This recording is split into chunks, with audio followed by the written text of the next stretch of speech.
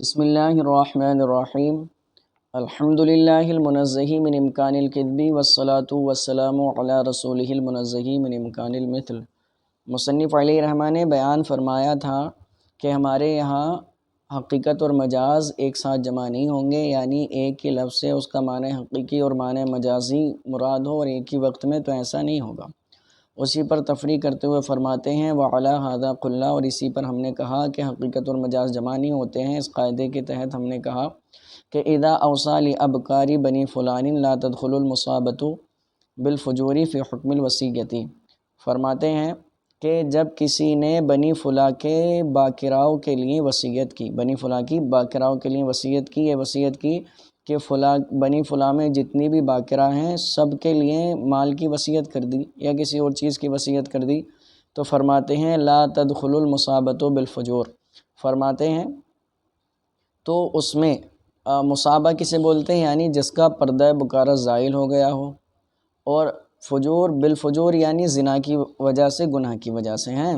تو فرماتے ہیں تو اس میں وہ سیبہ جس کا پردہ بکارہ زائل ہوا زنا کی وجہ سے فی حکم الوصیۃ، وہ وصیت کے حکم میں داخل نہیں ہوگی۔ کیوں داخل نہیں ہوگی؟ کیونکہ وصیت جو کی ہے، وصیت کس کے لیے کی ہے؟ باکرہ کے لیے۔ تو باکرہ کا معنی حقیقی کیا ہے؟ یہ کہ جو غیر شادی شدہ ہو اور اس کا پردہ بکارت بھی زائل نہ ہوا ہو۔ اور معنی مجازی کیا ہے؟ یعنی وہ جس کی شادی نہ ہوئی ہو، خلوت صحیحہ نہ ہوئی ہو۔ تو بتاتے ہیں تو اب یہاں پر جب معنی حقیقی مراد لے لیا تو معنی مجازی مراد نہیں لیا جائے گا، اور یہاں پر جو قید لگا دی گئی کہ زنا کے ذریعے اگر کسی کا پردہ بکارہ زائل ہو گیا ہے تو وہ وصیت میں داخل نہیں ہوگی، تو یہ قید کیوں لگائی؟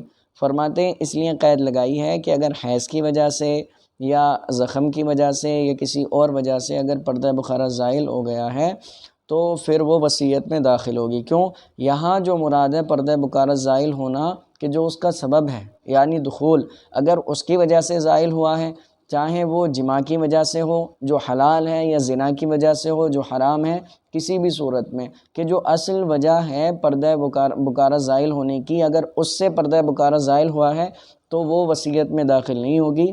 اور اگر اس کے علاوہ حیض کی وجہ سے یا زخم وغیرہ کی وجہ سے پردہ بکارہ زائل ہو گیا ہے تو وہ وصیت میں داخل ہوگی۔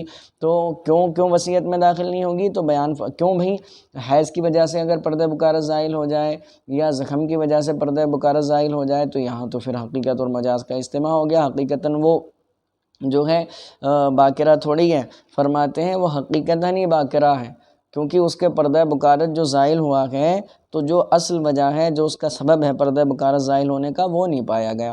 اگرچہ زائل ہو گیا ہے لیکن جو اس کا سبب تھا، سبب نہیں پایا گیا، اس لیے اس پر جو ہے اصل حکم لگایا جائے گا۔ آگے فرماتے ہیں وَلَوْ أَوْصَىٰ لِبَنِي فُلَانٍ، اور اگر کسی شخص نے بنی فلاں کے لیے وصیت کی، یعنی فلاں کے بیٹوں کے لیے وصیت کی، تو فرماتے ہیں وَلَهُ بَنُونٌ وَبَنُو بَنِيهِ، اس کے بیٹے بھی ہیں اور بیٹوں کے بیٹے بھی ہیں۔ تو اس نے بیٹوں کے لیے وصیت کی تھی لیکن اس کے بیٹے پھر بیٹوں کے بیٹے بھی ہیں، تو فرماتے ہیں كَانَتِ الْوَصِيَّةُ لِبَنِيهِ دُونَ بَنِي بَنِيهِ، تو وصیت اس کے بیٹوں کے لیے ہوگی، بیٹوں کے لیے نہیں ہوگی۔ کیوں نہیں ہوگی؟ بتاتے ہیں اس لیے کہ لفظ بنی جو ہے یہ حقیقی بیٹوں پر، یعنی جو سگے بیٹے ہیں ان پر کیا ہے؟ حقیقت ہے، اور پوتے، لکڑ پوتے، دھکڑ پوتے، یہ جتنے بھی آگے تک آئیں گے وہ کیا ہیں؟ بیٹے کے واسطے سے وہ بیٹے ہیں۔ تو اب وہ مجازن بیٹے ہوئے اور یہ حقیقتاً بیٹے ہوئے، اور یہ آپ کو بتا دیا گیا کہ حقیقت اور مجاز کا ہمارے یہاں اجتماع جائز نہیں ہے۔ لیکن نور و انوار میں کہا گیا ہے کہ بیٹوں کے بیٹے بھی وصیت میں داخل ہو جائیں گے، اس لیے کہ لفظ کا اطلاق ان پر بھی ہوتا ہے، یعنی پوتوں پر بھی ہوتا ہے، تو وہ ظاہر کے اعتبار سے ان کو بھی شامل ہوگا۔ تیسرا مسئلہ بیان کرتے ہوئے فرماتے ہیں قال اصحابنا، ہمارے اصحاب نے کہا لو حلف لا ينكح فلانة، کیا کہ اگر کسی نے قسم کھائی کہ میں فلاں سے نکاح نہیں کروں گا، وہی اجنبیۃ، اور وہ اجنبیہ ہے۔ اب فرماتے ہیں کانا ذالک علی العقد، تو اس کو محمول کیا جائے گا عقد پر، یعنی جو عقد ہوتا ہے عقد نکاح اس پر محمول کیا جائے گا، وطی پر محمول نہیں کیا جائے گا۔ حتی لو زنا بہا لا یحنس، فرماتے ہیں یہاں تک کہ اگر قسم کھانے والے نے اس عورت کے ساتھ زنا کر لیا تو وہ حانس نہیں ہوگا، نعوذ باللہ من ذالک۔ ہاں تو فرماتے ہیں کیوں بھئی حانس کیوں نہیں ہوگا؟ فرماتے ہیں اس لیے کہ نکاح کے دو معنی ہیں، ایک معنی ہے وطی اور ایک معنی ہے عقد۔ اب اس کا معنی حقیقی دیکھیں، دو اعتبار سے لفظ حقیقی ہو سکتا ہے اور دو اعتبار سے مجازی ہو سکتا ہے، یعنی معنی حقیقی اور معنی مجازی میں دو اعتبار ہو سکتے ہیں، یعنی شرعاً معنی حقیقی اور شرعاً معنی مجازی، ایسے لغتاً معنی حقیقی اور لغتاً معنی مجازی۔ تو نکاح جو ہے اس کا شرعاً جو معنی حقیقی ہے وہ وطی ہے، اور مجازاً جو معنی ہے اس کا مجازی معنی ہے وہ نکاح عقد ہے، اور اس کا جو لغت کے اعتبار سے اس کا معنی حقیقی کیا ہے؟ نکاح ہے، تو لغت کے اعتبار سے اس کا معنی حقیقی نکاح ہے۔ تو فرماتے ہیں یہاں پر آپ نے شرعی معنی مجازی لیا، معنی حقیقی کیوں نہیں لیا؟ حالانکہ آپ نے اس سے پہلے جو ہے حتی تنکحا زوجا غیرہ میں اس سے معنی حقیقی مراد لیا تھا، ما نکح آباؤکم معنی حقیقی مراد لیا تھا، تو یہاں معنی مجازی کیوں مراد لیا ہے؟ فرماتے ہیں کہ یہ ایسا معنی مجازی ہے جو متعارف ہے اور کثیر الاستعمال ہے۔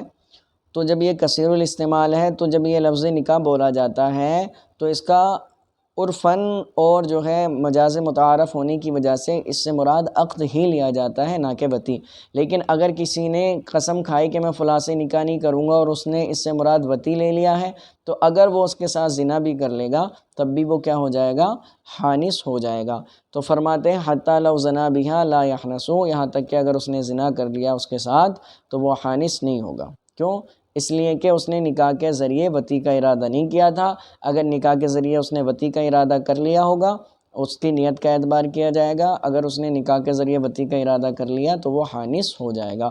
تو پتہ کیا چلا کہ جب نکاح سے مراد عقد لے لیا تو اب زنا کرے گا تو زنا عقد تو ہوتا نہیں ہے، تو وہ حانث نہیں ہوگا، اگرچہ بہت بڑا گناہ گار ہوگا، گناہ کبیرہ کا مرتکب ہوگا۔